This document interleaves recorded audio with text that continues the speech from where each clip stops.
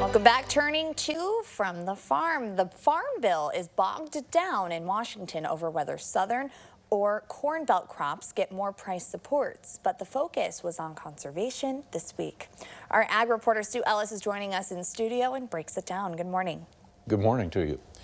Deputy Secretary Xochitl Torres-Small and Congresswoman Nikki Budzinski were briefed on conservation practices earlier this week, along with conservation policies by Steve Stierwalt, a long-time local, state, and national leader in conservation. Deputy Secretary Torres-Small says USDA has programs that can achieve what Stierwalt wants to see. I want to thank Congresswoman Budzinski for bringing me to the Stierwalt farm to get to talk with soybean growers about the opportunities that exist. And the big take home for me was how important it is to work with farmers who are the innovators, who are the adopters, who are looking for the practices that are best going to work on the ground.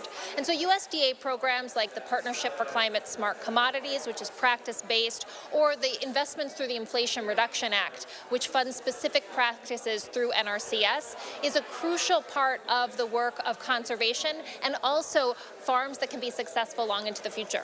Now, I heard the person talking to you, Steve Stierwalt, indicated that he wasn't interested really in money, just opportunities for practices.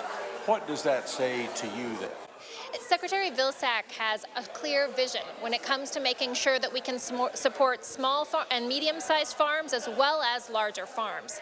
And part of that vision is investing in markets, making sure that farmers can get a fair share of the food dollar by investing in markets that reward opportunities like climate smart practices. And so the discussion around sustainable aviation fuel, for example, was a key opportunity where as farmers adopt practices that then they can reap a larger reward for those conservation practices, we can make sure that small and mid-sized farmers have the ability to get by and continue into the future.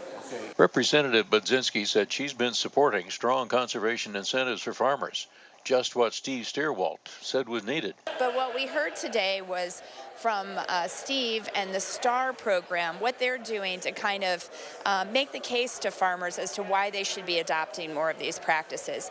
And basically I heard that we can have some carrot approaches, so some of the things around taking advantage of tax credits, opening up new markets like sustainable aviation fuel is something that's important, but the farmers really need a reason as to why they're going to adopt these practices, because oftentimes there is some additional cost incurred when they are adopting these conservation practices. So farmers need to see the long-term importance of these programs to their land.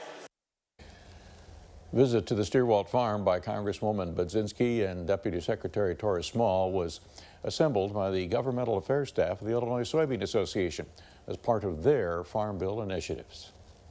All right, Stu, thank you so much. We appreciate you, and we'll see you next week. Have a good weekend. You too.